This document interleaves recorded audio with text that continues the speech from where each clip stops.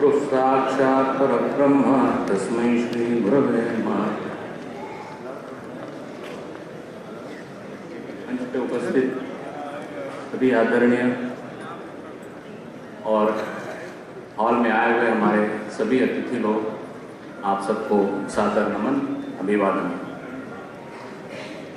मेरे लिए अत्यंत गौरव की बात है कि मुझे आदरणीय श्री सुशील पंडित जी का परिचय करने का अवसर मिला। आदरणीय सुशील जी का कार्य का बहुत बड़ा विस्तार है। देश भर में, बाहर, समय कम है, संक्षेप में कहना, आप कश्मीरी हिंदू जिन्होंने 1990 के दशक में कश्मीर घाटी में हिंदुओं पर हुए अत्याचार को झेला है और उसी से प्रेरित होकर हम सभी हिंदुओं के रक्षा के लिए बीड़ा उठाया और रूट्स इन कश्मीर नामक संस्था की स्थापना की और कश्मीरी पीड़ित हिंदुओं के हितों की रक्षा की लड़ाई को धार दिया और वो अनवरत जारी है। आप कश्मीर मुद्दों के निश्चित रूप से बहुत अच्छे जानकार हैं। आप सभी लोग इनको टीवी चैनल पर डिबेट में हमेशा देखते हैं। आप strategic media planning and communication subject में, कॉरपोरेट जगत में और अन्य शैक्षणिक संस्थाओं में अध्यापन का कार्य भी करते हैं। सुशील जी, हम आपको अपने बीच पाकर अत्यंत अभिभूत हैं और आपको सुनने के लिए हम सभी लोग बहुत बेताब हैं। तहे दिल से आपका स्वागत करते हैं। प्लीज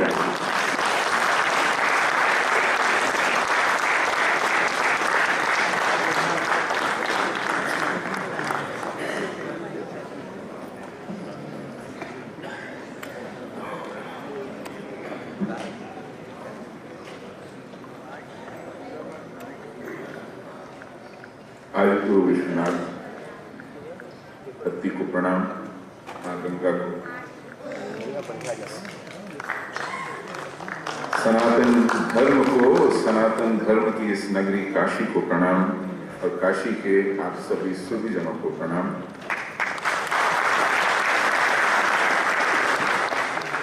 मंच पर आसीन हमारे ऋषितुल्य भाई शंकर जी को सर्वप्रथम और मंच पर अन्य सभी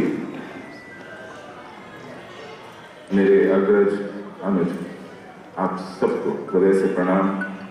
रोटरी कुल के आप सभी संयोजकों को, अथक परिश्रमियों को प्रणाम। मैं अनुग्रहित हूँ आज इस अवसर को पाकर। पहले भी एक अवसर गंवा चुका हूँ, आज उसी का प्रायश्चित करने आया हूँ।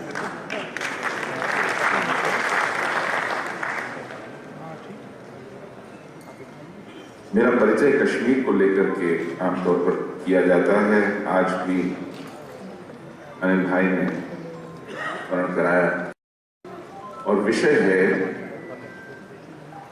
हमारे राष्ट्र के समक्ष जो चुनौतियां हैं। देखिए, चुनौतियां मस्तिष्क के लिए वही काम करती हैं जो भोजन शरीर के लिए करता है, मेरा ऐसा मानना है। भोजन शरीर को पुष्ट करता है, चुनौतियां मस्तिष्क को धार देती हैं। चुनौतियां समाप्त हो जाएं तो सोचने, समझने, विचार करने की क्षमता कुंद हो जाती है। चुनौतियों का तो स्वागत है। आज हम जिस चर्चा में यहां उपस्थित हैं वो संकट है।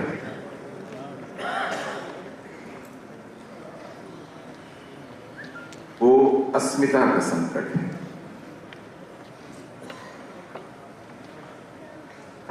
वो अपने अस्तित्व का संकट है।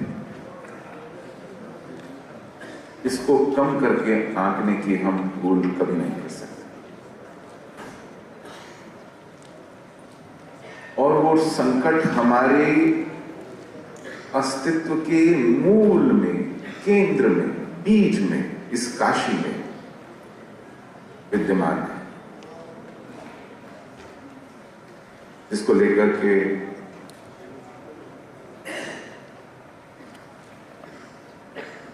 श्रीमान हरिशंकर जैन जी और विष्णु जैन जी जूझ रहे हैं, वो एक प्रतीक मात्र है।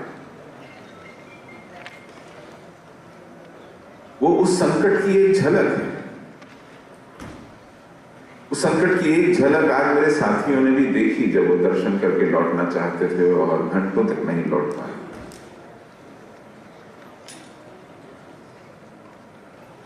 और अगर ये संकट आज हमारे मूल में, बीज में, बिल्कुल केंद्र में आकर के विराजमान हो गया है, तो हमारे देश के अन्य हिस्सों में, हमारे समाज के विभिन्न क्षेत्रों में, हमारी राजनीति में, हमारे व्यापार में, हमारी संस्कृति में, कला में, साहित्य में, हमारी शिक्षा में, हमारे संस्कार में, हमारे मनोरंजन में, वो कहां कहां नहीं।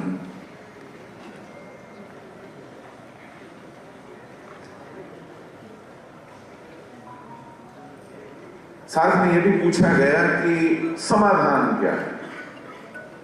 मैं अभी केवल विषय की विवेचना कर रहा हूं, विषय को समझने की कोशिश कर रहा हूं, उसको रखूंगा थोड़ी देर में। हालांकि मैं जानता हूं समय बहुत कम है और आप सबको पुष्पेंद्र जी की प्रतीक्षा है।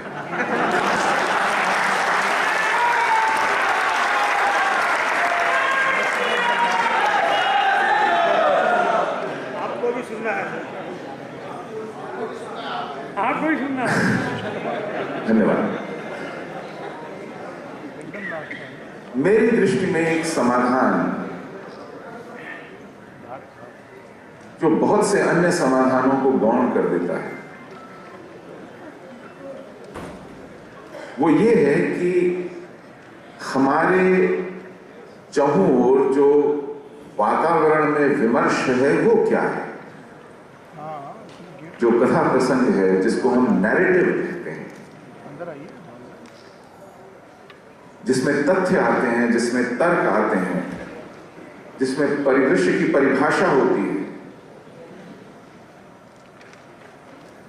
जिससे संकट बोध होता है, जिससे शत्रु बोध होता है, वो विमर्श क्या है। अगर आप इस युद्ध को जीत लेते हैं, अगर आप विमर्श को साध लेते हैं, अगर आप जो कहना चाहते हैं वो आपको सुनाई पड़ने लगता है, तो आप युद्ध आधा जीत चुके हैं।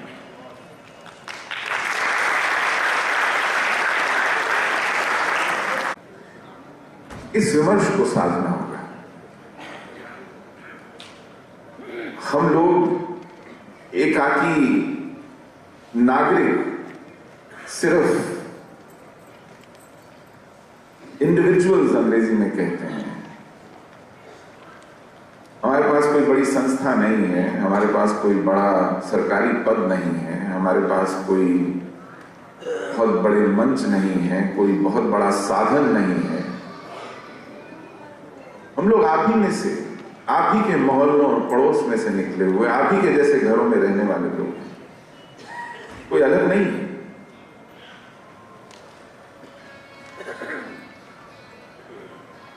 आवश्यकता तो ये थी कि समाज में जो संगठित और संयोजित क्षमता है,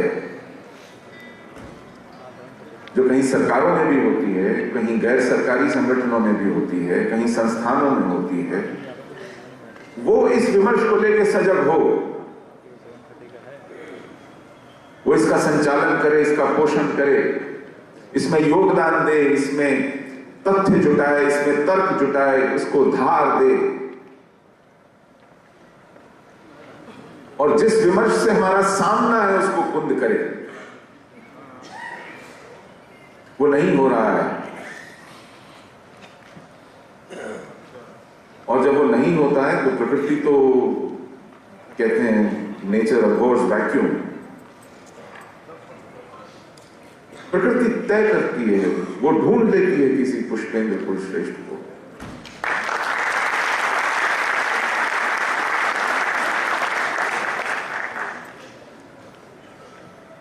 वो ढूंढ लेती है कर्नल RSN सिंह को, जनरल GD बख्शी को।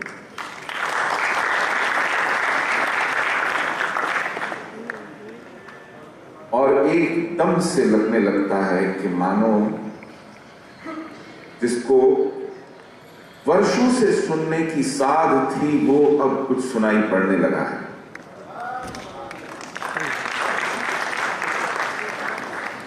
ये है विमर्श का करिश्मा, ये है इसका जादू।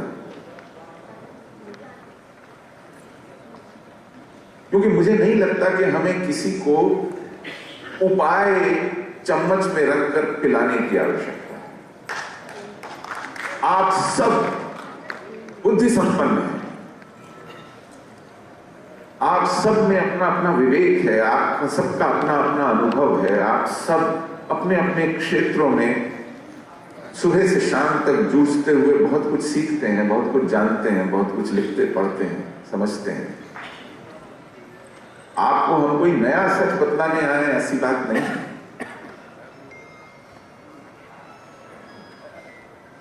लेकिन उस सबको एक समग्र दृष्टि देना, उसको एक बिग पिक्चर व्यू देना, उन बिंदुओं को जोड़ करके रखना और उसका निष्कर्ष आपके सामने रखना,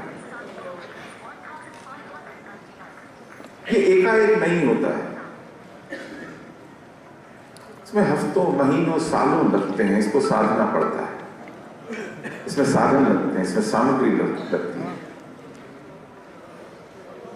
इसमें अन्य विषयों से और अन्य व्यस्तताओं से समय निकाल करके मथना पड़ता है।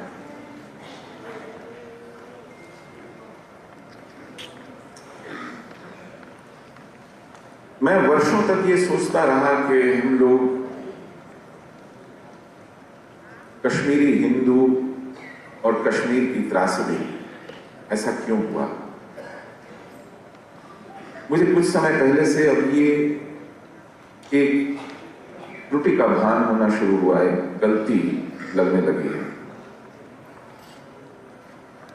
इसको जब मैं कश्मीरी हिंदू कहता था और कश्मीर की बात करता था तो लोग, और वो स्वाभाविक है, दूर दराज, कोई महाराष्ट्र, कोई बंगाल, कोई कर्नाटक, कहीं सुदूर पूर्वी उत्तर प्रदेश, लोग कहते हैं हाँ एक कश्मीर प्रांत है, वहां पर कुछ हिंदू रहते होंगे, उनके साथ कुछ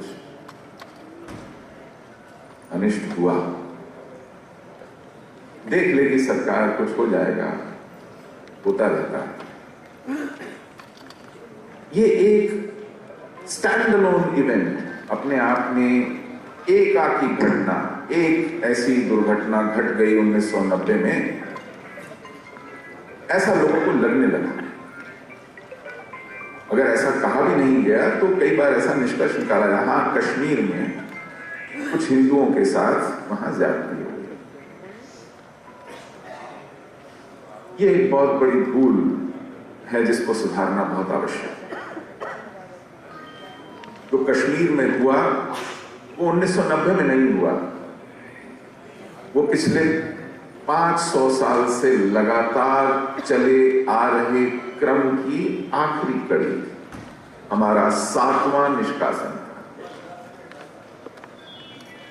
ये मुझे नहीं मालूम कितने लोगों को पता है।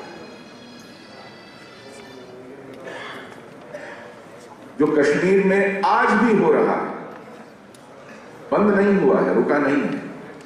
आज तो खैर समाचार पत्र हैं, टीवी न्यूज चैनल्स हैं, इनके माध्यम से आप जानते देखते होंगे कि जिहाद का जब मन करता है, जिसे चाहता है, जहां चाहता है, जब चाहता है, जैसे चाहता है, निशाने पर ले लेता है। आज भी हर 2-1 दिन में समाचार आते हैं। ऐसा नहीं है कि हमारे सुरक्षा बल उनसे निपट नहीं रहे हैं, निपट रहे हैं। हमारे सुरक्षा बलों को जितने आदेश हैं, जैसी हिदायत है, जिस तरह की उनके साथ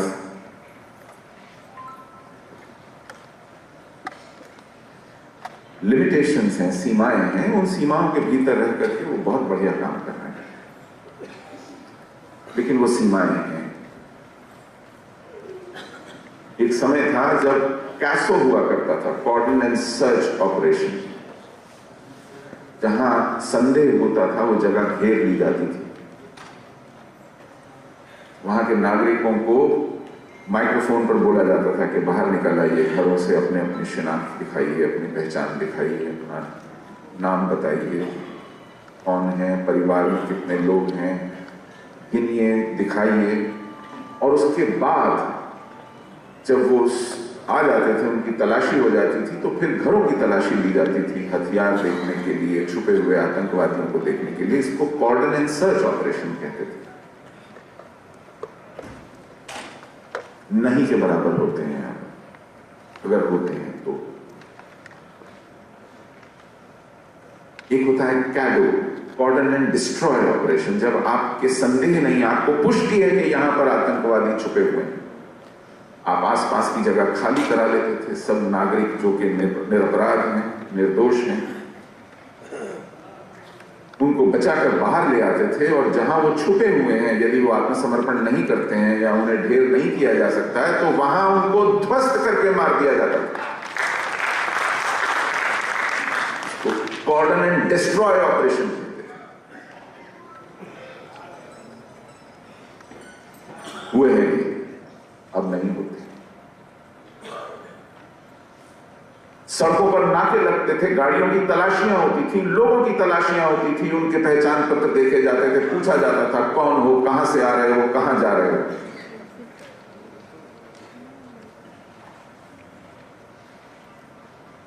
बहुत अरसा पहले नहीं के बराबर हो गए हैं।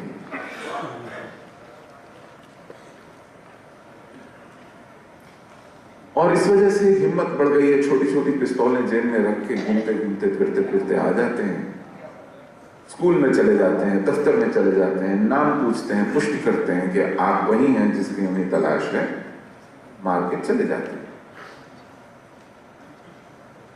हम लोग जवाबी कार्रवाई कर रहे हैं। कैसो और काडो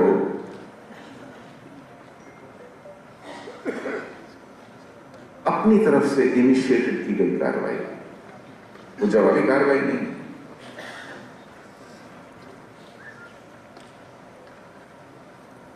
जवाबी कार्रवाई में वो जब आकर हमला करके मार कर चला जाता है, तो आप फिर उसे ढूंढते हैं और फिर कहीं एनकाउंटर करके कह देते हैं कि जो फलाना ये करके गया था, उसका वहां एनकाउंटर हो गया, बात खत्म।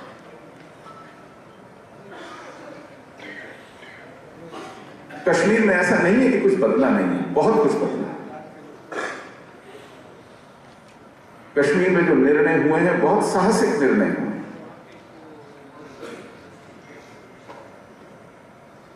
3 वर्ष से ज्यादा हो गए 370 को गए हुए। मैंने नहीं सोचा था मेरे जीवन काल में ऐसा होगा। सच बात।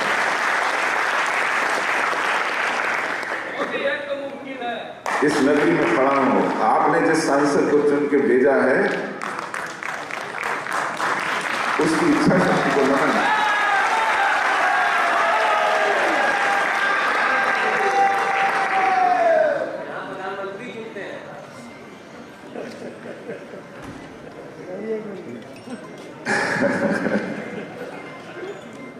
तो कश्मीर में बहुत कुछ होना बाकी है, बहुत कुछ। कई बार लगता है कि कदम वापस जा रहे हैं। हमारे चार शिक्षा मंत्री हो गए 8 साल में, और इनमें से किसी का शिक्षा से कोई लेना देना नहीं था।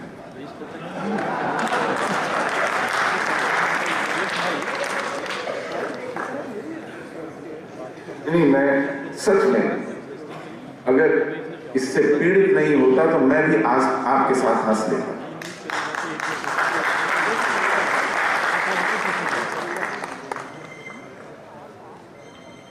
ये जो समग्र दृष्टि से देखना, एक पूरी बड़े चित्र को 2 कदम पीछे हट के देखना और उसमें एक बिंदु को दूसरे बिंदु से जुड़ते हुए देखना, और हम सब का ये सब देखना, ये बहुत जरूरी है।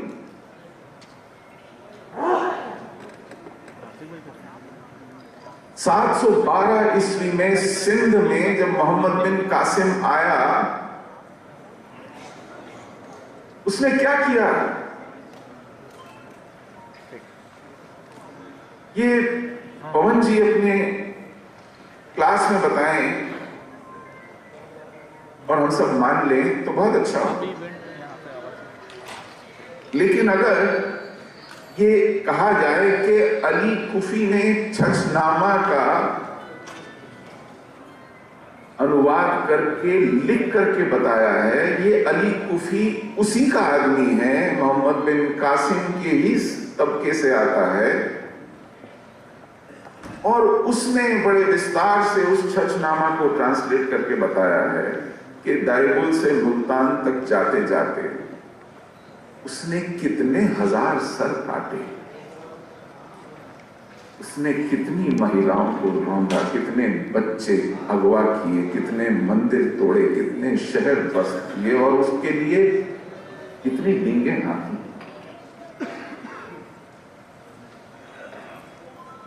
इसका हिसाब रखना जरूरी है। अगर हरजी कहते हैं कि हमें हिसाब बराबर करना है, तो हिसाब रखेंगे नहीं तो हिसाब बराबर कैसे करेंगे?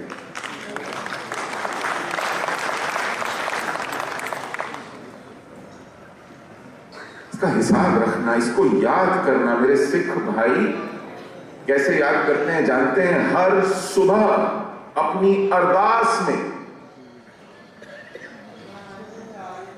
अपनी प्रार्थना में उन लोगों को याद करते हैं जिन्होंने बलिदान दिया, जिनके प्राण लिए गए, जो मारे गए, जो काटे गए, जो जिंदा जलाए गए, जो क्षत विक्षत किए गए, दीवारों में चुनवाए गए, उनके नाम लेते हैं, हर रोज नाम लेते हैं। तब संकल्प बनता है।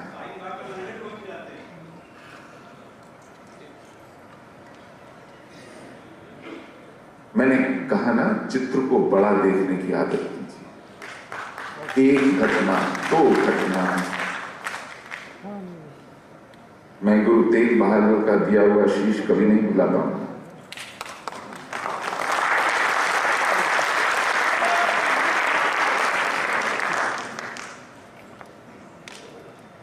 ये छछनामा में अली कुफी ने खुद लिखा है कि उन्होंने क्या ज्यादतियां की, और ऐसा नहीं है कि सिर्फ उसने लिखा है।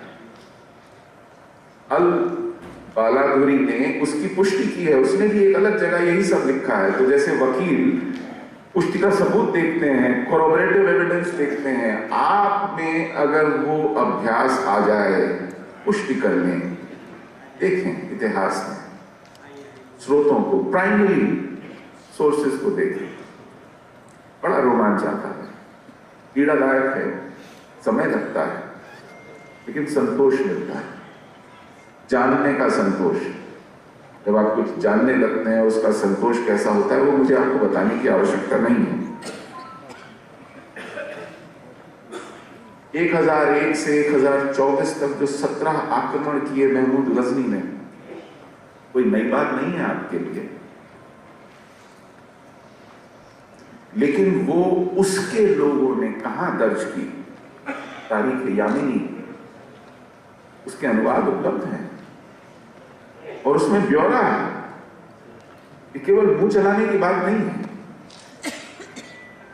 जो जिसने लिखी उसका नाम है अबू नस्र अल-कुतबी।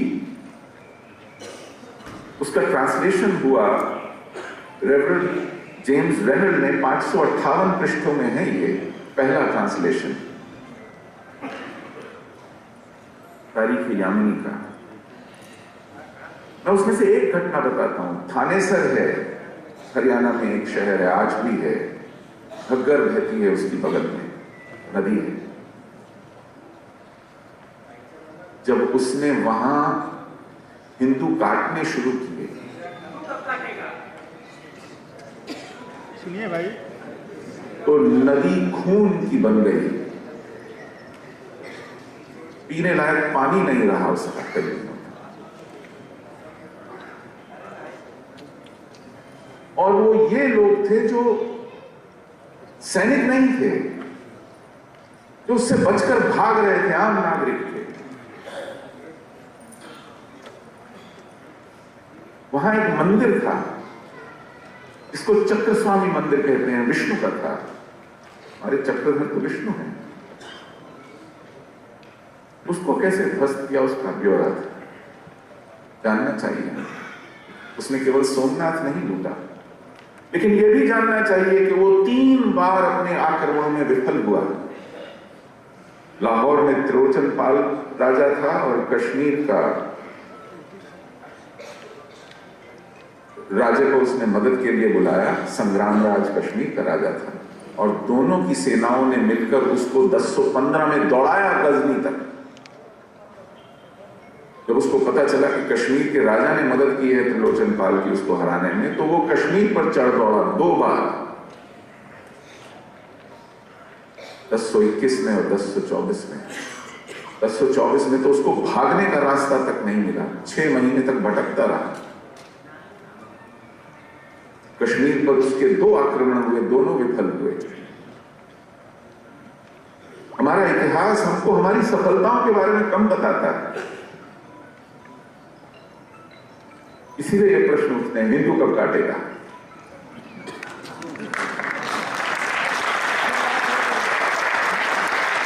अपने शौर्य के बारे में भी जानिए। ये रक्त रंजित इतिहास केवल हमारी पराभव का नहीं, इसके बारे में बताया नहीं जाता। यही महमूद गजनी 1030 में मर गया, 1032 में उसका बेटा, उसका भतीजा आया सालार मसूद। आदत पड़ गई थी, जैसे सर्दियों की छुट्टियां बिताने आते थे मैदानों में, चले आए एक और लश्कर लेकर लूटने में। और यहीं बहराइच में सुहेल देव पासी ने 30,000 का लश्कर काट के गाड़ दिया।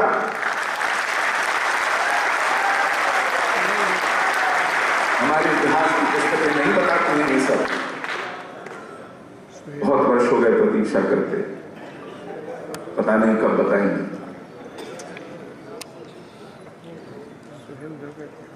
उसका प्रभाव ये रहा कि 150 साल तक अफगानिस्तान से किसी पठान ने आने की जुर्रत नहीं की। उसके बाद हमारे इतिहासकार टाप के सीधा मोहम्मद गौरी पर आते हैं। आप सोचिए, 1032 में सालार मसूद और फिर 1192 में मोहम्मद गौरी। कोई पूछे कि भाई 162 वर्ष भूल रहे थे क्या अफगानिस्तान के लोग भारत को?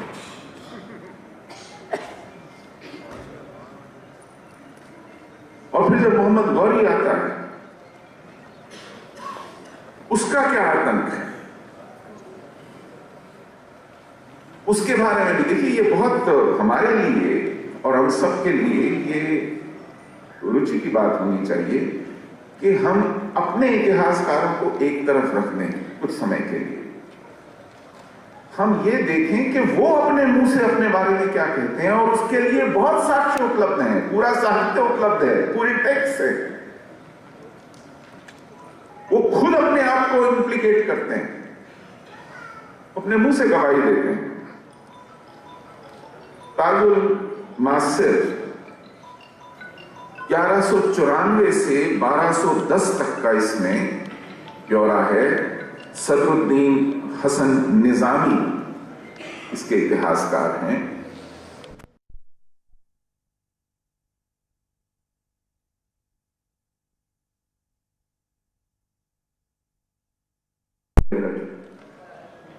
और उन सब मंदिरों को तोड़कर मस्जिदें बना दी गई।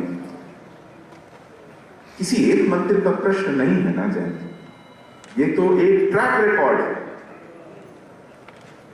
ऐसा नहीं है कि उन्होंने किसी एक मंदिर को टारगेट किया हो। जो वो करते आए हैं, जहां जहां जगह जगह किया है, वही यहां भी किया, वही वहां भी किया। इसलिए बिग पिक्चर व्यू, एक बड़े चित्र को समग्र रूप में देखने की आवश्यकता है। मेरठ दिल्ली के पास है।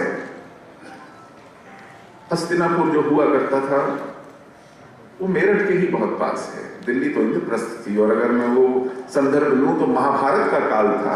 महाभारत का काल आज से 5000 साल वर्ष से भी पहले का था, अगर आज के इतिहासज्ञों की कालगणना पर विश्वास किया जाए। तो अगर 5000 वर्ष पहले दिल्ली और उसके आसपास के क्षेत्र में वह संस्कृति थी जो आज तक अविरल अक्षुण चली आ रही है, तो मुझे उस क्षेत्र में प्रमाण क्यों नहीं मिलते उसके? दिल्ली के 100 किलोमीटर रेडियस में, 200 किलोमीटर रेडियस में, किसी भी दिशा में आप मुझे एक 100 साल पुराना मंदिर नहीं दिखा सकते।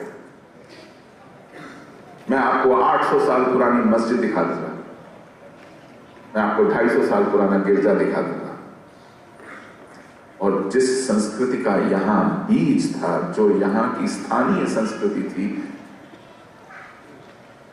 उसके एक पुराने मंदिर का अवशेष भी नहीं है। और यह बात हमको कचोटती नहीं। 800 साल में पहला मंदिर जो बना दिल्ली में, 1934 में बनना शुरू हुआ, लक्ष्मी नारायण मंदिर, जिसको बिरला मंदिर भी कहते हैं, 1939 में बनके पूरा हुआ। 800 साल में वो पहला मंदिर बना। कल्पना कीजिए कि मेरे पूर्वजों ने, आपके पूर्वजों ने क्या काल, क्या समय देखा होगा।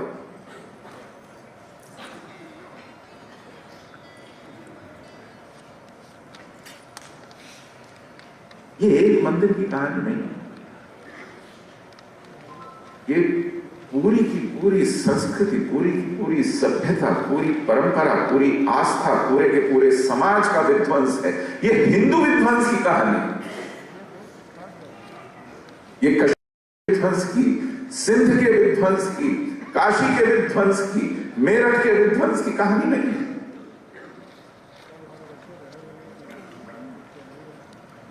अलीगढ़, मुझे नहीं मालूम कितने लोगों को पता है कि उसका पुराना नाम क्या था।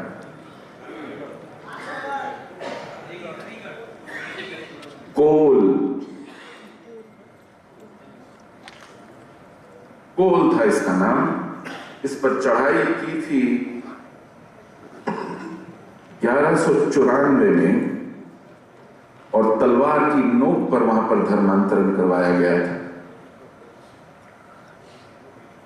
और जिसने धर्मांतरण करने से मना कर दिया, उसका सर धड़ से अलग कर दिया गया था।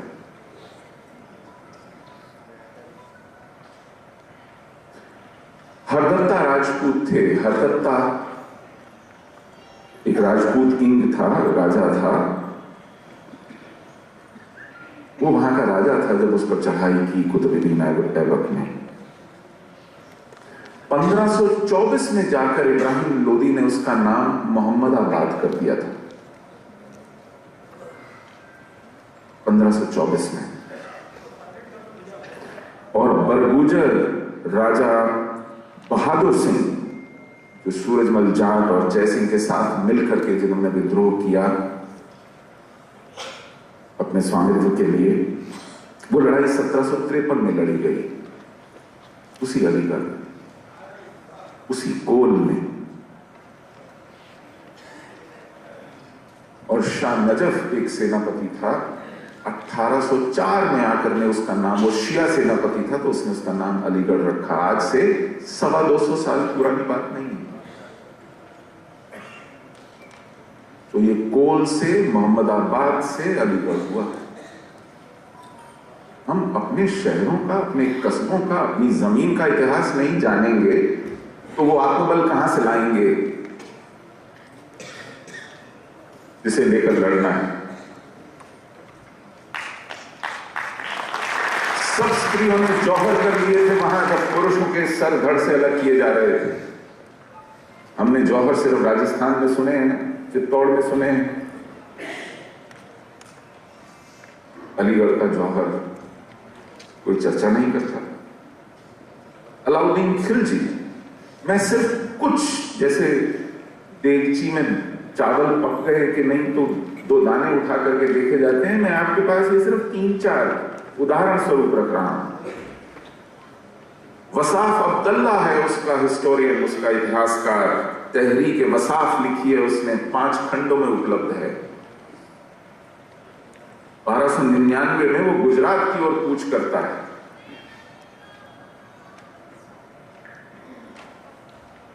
अहमदाबाद का पुराना नाम क्या था, कोई जानता है? नहीं, वो नाम आज हम लाने के लिए जूझ रहे हैं, अभी ला नहीं पाए हैं। जो काम योगी जी ने उत्तर प्रदेश में कर दिया वो वहां होना बाकी है।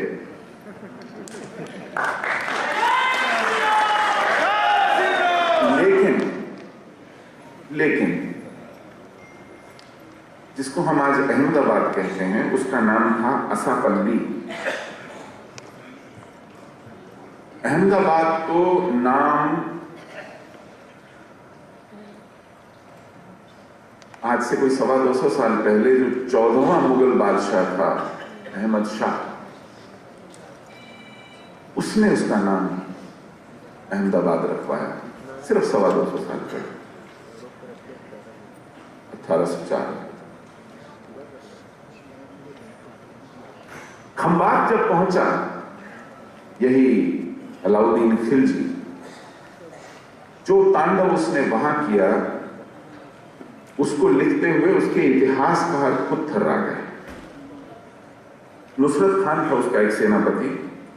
उसने कहा कि इस्लाम के लिए मैं इस अपवित्र जमीन को काफिरों के खून से धो रहा हूं। लिखा है नुसरत खान के बारे में कि वो उससे पूछा गया कि इतनी हत्याएं क्यों कर रहे हो, उसका फायदा क्या है, निर्दोष मार रहे हो, तो सैनिक भी नहीं है, तो जान की भीख मांग रहे हैं।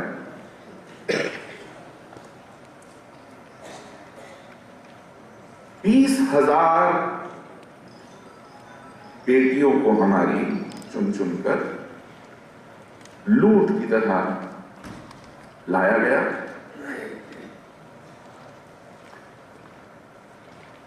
और 20,000 बच्चे, अबोध बच्चे अगवा कर लिए गए। सब एडल्ट मेल्स मार दिए गए। पूरे क्षेत्र की ईंट से ईंट बजा दी गई, मंदिर तोड़ दिए गए, बाजार लूट लिए गए, घर फूंक दिए गए। इस जहर के साथ, इस घृणा के साथ हमारे साथ अत्याचार हुआ।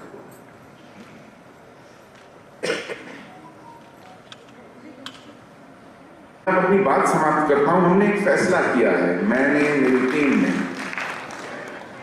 19 जनवरी को हम अपना निष्कासन दिवस हर साल याद करते हैं। जहां जहां भी हैं, बिखर गए हैं दुनिया भर में, देश भर में, छोटे छोटे समूहों में एक दूसरे से मिलते हैं, पूछते हैं कि भाई 19 जनवरी को तुम कहां थे, तुम्हारे साथ क्या हुआ, अब हम कहां हैं, क्या करना है। चर्चा होती है साल दर साल। लेकिन इस 19 जनवरी को हम लोग कुछ अलग करेंगे और मैं वापस लौटता हूं विमर्श पर, नैरेटिव पर।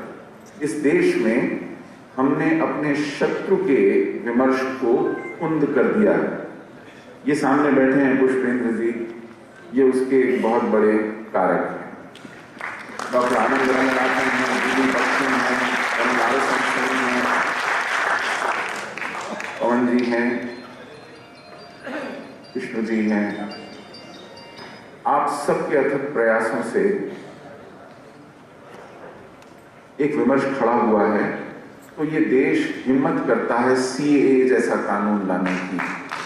ये देश हिम्मत करता है 370 को हटाने की। वो अलग बात है कि सीएए कानून का अभी तक कुछ हुआ नहीं है,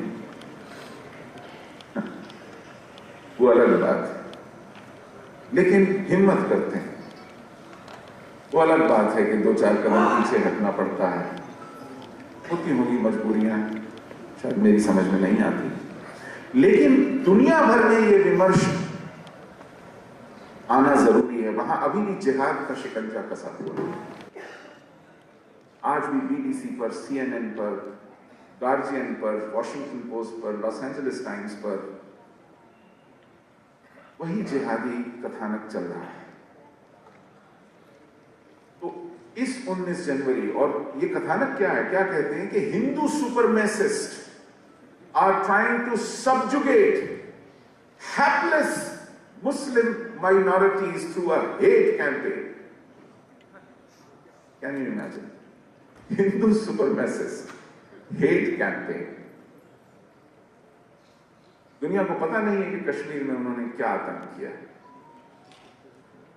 कुछ लोगों ने फिल्म देखी और घौचक रह गए, मानने से मना करते हैं। तो आने वाली 19 जनवरी को हम दुनिया भर के 12 शहरों में 24 घंटे की एक मैराथन कॉन्फ्रेंस एक साथ करेंगे। जैसे सूर्य चलता है पूर्व से पश्चिम की ओर, तो ऑस्ट्रेलिया में सिडनी से शुरू करेंगे, बैंकॉक जाएंगे, बैंगलोर जाएंगे, मुंबई जाएंगे, दिल्ली जाएंगे, ब्रसल्स जाएंगे, लंदन जाएंगे, कोशिश करेंगे दुबई जा सकें, न्यूयॉर्क जाएंगे, शिकागो जाएंगे, टोरंटो जाएंगे और फिर सैन फ्रांसिस्को में। हर शहर को 90 मिनट मिलेंगे। हर शहर बाकी शहरों के साथ डिजिटली जायंट स्क्रीन्स के थ्रू जुड़ा होगा। 20 घंटे की ये मैराथन कॉन्फ्रेंस होगी जो रिले कॉन्फ्रेंस होगी। स्थानीय हिंदू समुदाय, वो बंगाली हिंदू हो, वो पंजाबी हिंदू हो, वो सिंधी हिंदू हो, वो कश्मीरी हिंदू हो, वो तमिल हिंदू हो जिनको श्रीलंका में जूझना पड़ा, मलेशिया में जूझ रहे हैं, अफगान हिंदू हो, पाकिस्तानी हिंदू हो, इन शहरों में आएंगे, विक्टिम टेस्टिमनीज देंगे,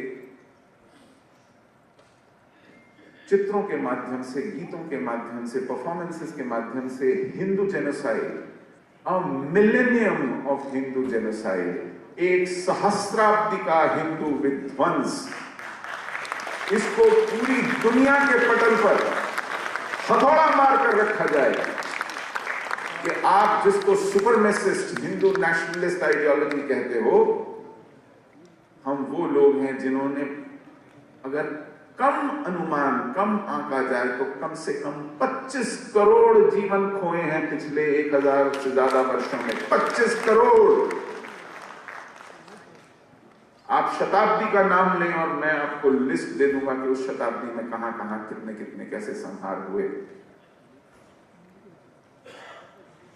इसके ऊपर एक पुस्तक लिखी जा रही है इन्हीं तथ्यों को कंपाइल करती हुई, और हर शहर से हम एक ग्लोबल आइकॉन को लाएंगे इस विषय को संबोधित करने के लिए। ऑस्ट्रेलिया में पुराने, अभी हाल ही तक प्राइम मिनिस्टर थे स्कॉट मॉरिसन, या उनसे पहले टोनी एबट। कोशिश करेंगे कि वो आए। बैंकॉक में सुखमावती सुकर्णो पुत्री हैं, आएंगी। वो इंडोनेशिया के प्रथम राष्ट्रपति सुकर्णो की बड़ी बेटी हैं, जो अभी हाल ही में 1.5 साल पहले हिंदू धर्म में लौटी हैं। लंदन में डेविड कैमरून को लाएंगे, अमेरिका में तुलसी गबार्ड को लाएंगे, कॉन्डोलीसा राइस को लाएंगे, स्टीवन स्पीलबर्ग को लाएंगे, जो कि दुनिया के सिनेमा जगत में बिल गेट्स की जैसी हैसियत रखता है, जिसने जूश जेनोसाइड के ऊपर फिल्म बनाई, जो जानता है जेनोसाइड क्या होता है। इस देश में भी हम नामचीन लोग ढूंढ रहे हैं जो विश्व की इन हस्तियों के समकक्ष खड़े हो सके। मैं कुछ नाम उनसे पुष्टि किए बिना मैं वो नाम नहीं लेना चाहूंगा। 19 जनवरी को इन 12 शहरों में, this is not just about a millennium of Hindu genocide. This is celebrating the survival after a millennium of Hindu genocide. कहेंगे कि हम 100 करोड़ हिंदुवाद के 1000 वर्ष की प्रताड़ना के बावजूद आज खड़े हैं और ये घोषणा करते हैं कि हमारे साथ ये बंद हो। पाकिस्तान में हर साल 1000 बच्चियां उठा ली जाती हैं अपनी इच्छा के विरुद्ध, उनको इस्लाम कबूल कराया जाता है, उनकी प्रौढ़ मुसलमानों से शादी करा दी जाती है। आज भी चल रहा है। आज भी बांग्लादेश में एक डेमोग्राफर है, ढाका यूनिवर्सिटी में पढ़ाते हैं, मुसलमान हैं, कहते हैं हर रोज बांग्लादेश से 600 हिंदू गायब हो रहे हैं, 600 हर रोज, और यही चलता रहा तो 2050 तक हिंदू गायब हो जाएंगे बांग्लादेश से।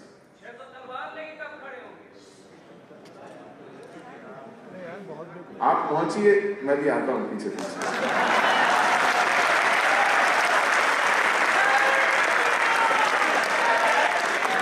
करना पड़ेगा।